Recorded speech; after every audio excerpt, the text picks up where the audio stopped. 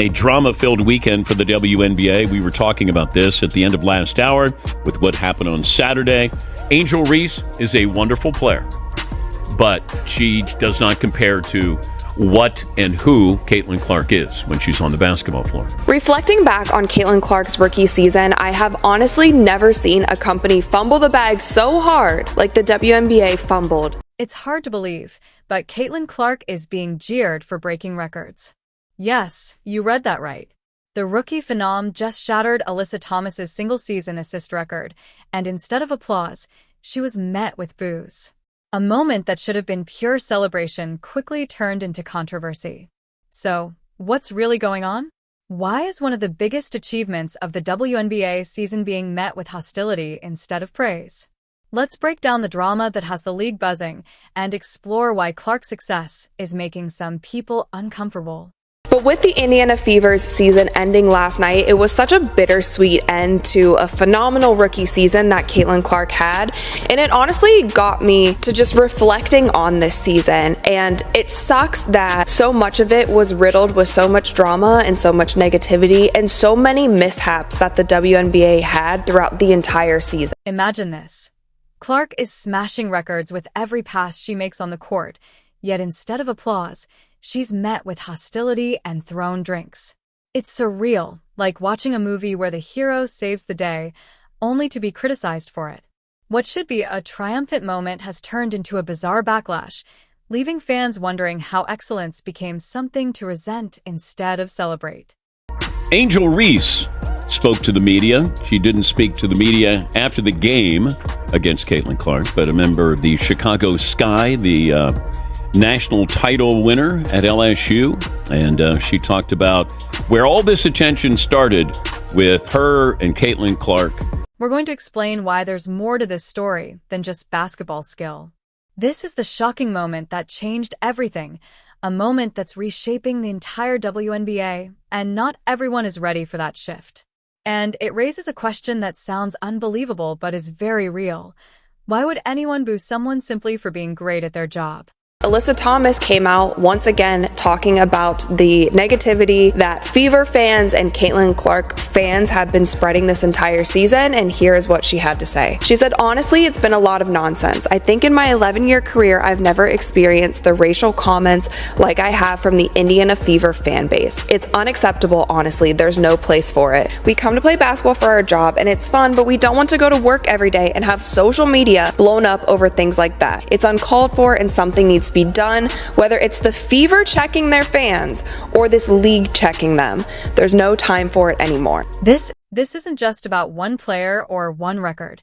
It's about the future of women's basketball itself. What's unfolding right now goes far deeper than most people realize.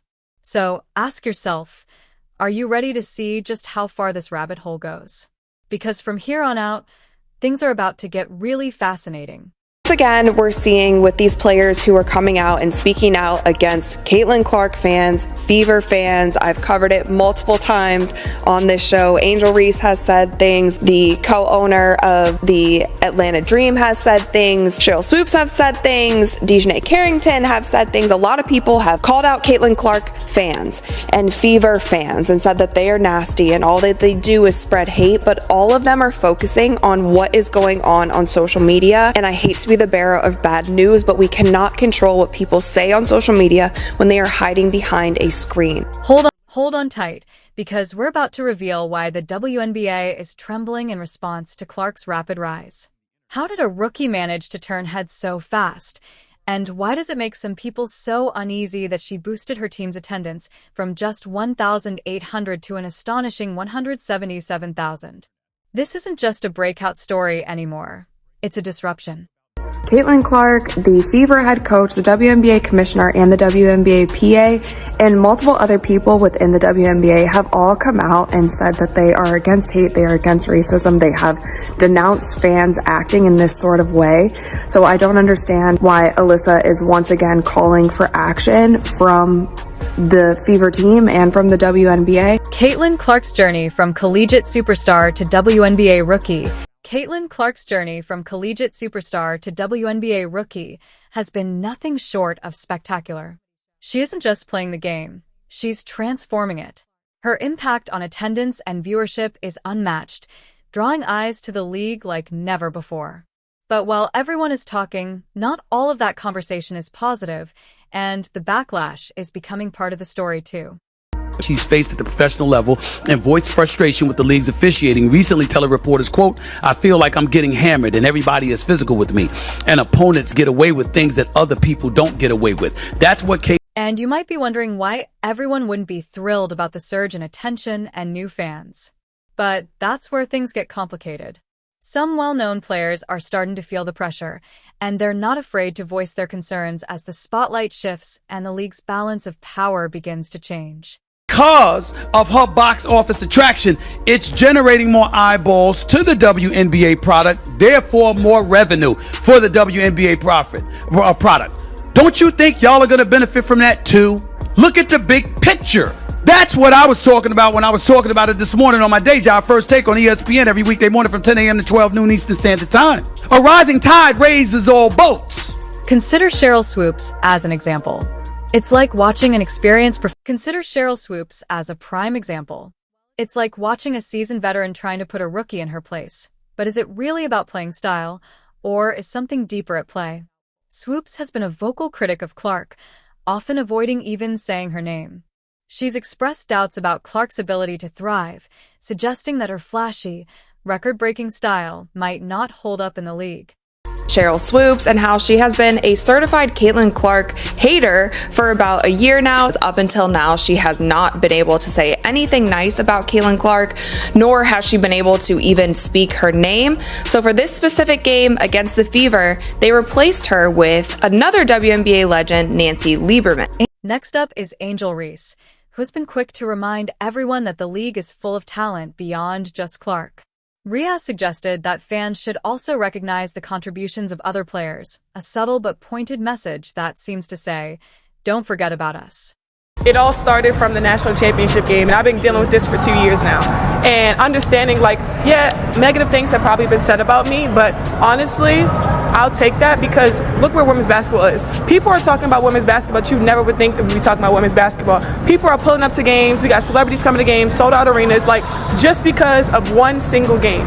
And just looking at that, like, I'll take that role. I'll take the bad guy role, and I'll continue to take that on and be that for my teammates. And if I want to be that, and I know I'll go down in history, I'll look back in 20 years and be like, yeah, the reason why we watching women's basketball is not just because of one person. It's because of me too, and I want y'all to realize. But here's the really striking part. Despite the grumblings from some veterans, attendance for the Indiana Fever has soared, jumping from just 1,800 2 years ago to an astonishing 177,000 per season. This isn't just growth, it's a full-blown revolution, showing just how much Clark's presence is reshaping the league. If Caitlin Clark is the quote-unquote savior, if she's the golden girl, milk it! If I remember correctly, Caitlin Clark signed a $28 million endorsement deal. When nobody in the WNBA getting that, nobody's gotten that yet but her. Asia Wilson is the superstar in the NBA, in the WNBA. She's a two-time champion. This girl is legit. She's the real deal. And those kind of endorsements and all of that stuff ain't come her way. And it goes far beyond just filling seats. Television viewership is skyrocketing, with over 1 million fans tuning in. Games featuring Clark are blowing other matchups out of the water, proving that she isn't just playing basketball. She's putting on a show that people can't take their eyes off. Her impact stretches well beyond the court, turning every game into must-watch TV. These ladies, and I'm a WNBA fan, it's been a good season. They cannot have fucked this Caitlin Clark thing up any worse if they try. You might be wondering how Clark is responding to all this drama, and the answer is, she's taking the high road. While she acknowledges the negativity, she stays focused on the bigger picture. Clark herself said, "I'll take that because look at where women's basketball is." People are talking about women's basketball in ways we never would have imagined. She's turning criticism into a spotlight on the growth and visibility of the sport. The stuff toward her is petty and jealous. And the thing I love about her, she never says a word. So, what's really happening here? Is this just about basketball skills, or is there something deeper at play? Could this be a changing of the guard in the WNBA, a shift in power and attention toward a new generation of stars? And if that's the case, why are some veteran players so resistant to it, voicing their opposition instead of embracing the evolution? Caitlin Clark was going to get eyeballs whether she played against Angel Reese in LSU or not, because we had not seen anything like this before. You might think this is just a basketball story, but there's much more beneath the surface, and the answer may surprise you. How did the success of a single rookie spark broader conversations about racial equality, player compensation, and representation in women's sports? Clark's rise has become a catalyst, forcing the league and its fans to confront issues far beyond the court.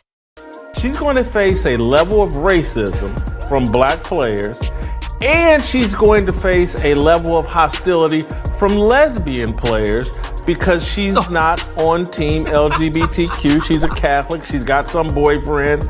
She's going to walk into a extremely hostile and Let's be honest. Caitlin Clark's entry into the WNBA has been like a tornado hitting a small town. She's not just changing the game on the court. Her extraordinary talent is also exposing long-simmering, deep-rooted issues in the league that are now bursting into the public eye. Her impact is as disruptive as it is undeniable. The difference, this is what you pointed out, and I think this is real, and it's the real difference between men and women at our core. The women will be very jealous, and that, I think, is going to be a monster problem. I hope they get over it for the winning. Guys like to win, even if they're not the star. Well, great, we'll get a championship. Well, everybody jump on Michael Jordan's back. Everybody jump on Larry Bird's back. I don't know if that'll happen with Caitlin Clark. Let's address the elephant in the room, race. You might think that by 2024, the league would have moved past this, but you'd be wrong. Veteran player Alyssa Thomas revealed shocking insight when she said, "In my 11-year career, I've never experienced racial comments like I have from the Indiana Fever fanbase. It's unacceptable. This isn't just a red flag, it's a 5-alarm fire." Some fans, feeling threatened by Clark's unprecedented success, are resorting to racial attacks, exposing a deeper issue that goes far beyond basketball. And mind you guys, from the discourse that I have seen on social media, from the comments that I have seen under my videos, a lot of the Indiana Fever fans or Caitlin Clark fans that you speak of are no longer going to watch the WNBA now that the Indiana Fever are out. So Alyssa Thomas is probably not going to have to worry about them anymore. There's going to be a significant amount of less fans watching the WNBA now that Caitlin is no longer in the picture. And so that is the point that I'm really not understanding in all of this, and I feel like it's been such a pattern throughout the entire. But it doesn't stop there. Clark's meteoric rise, drawing millions of viewers, selling out arenas, and essentially redefining the WNBA's reach, has ignited a whole new conversation about equal pay in women's sports. Suddenly, everyone is asking, if she can generate this level of attention and revenue, shouldn't all players see higher compensation? In many ways, Clark has unintentionally opened Pandora's box, turning her success into a catalyst for a long overdue wage debate. Feels like there are still certain people within the WNBA who want the league to grow, but they don't want it to grow if it's certain people at the face. And there is still this undertone of jealousy that for some reason I cannot get around calling it anything else but that, because I don't know what else it could be. I thought it was going to get better this season, but it hasn't. There are still people who seemingly, to me, feel like they just don't want Caitlin to be a part of it. Additionally, there's the issue of Angel Reese's representation. Clark's spotlight is so intense that it seems to cast shadows on other players, raising an important question. Should we blame Clark for being exceptional, or the system for failing to highlight other talented athletes? Reese isn't the only one feeling the pressure. Other stars are speaking up too, pointing out that the league still has work to do in giving recognition and opportunity to everyone, not just the brightest names. Caitlin comes millions and millions and millions of more eyeballs. And with those millions and millions and millions of more eyeballs, unfortunately, is going to come some people who are. But this is where things get truly fascinating. Clark isn't just changing the game on the court, she's transforming the conversation around women's sports as a whole. Her achievements are forcing people to confront tough questions about representation, equality, and the value of women's athletics. So, what does this mean for the future of the WNBA?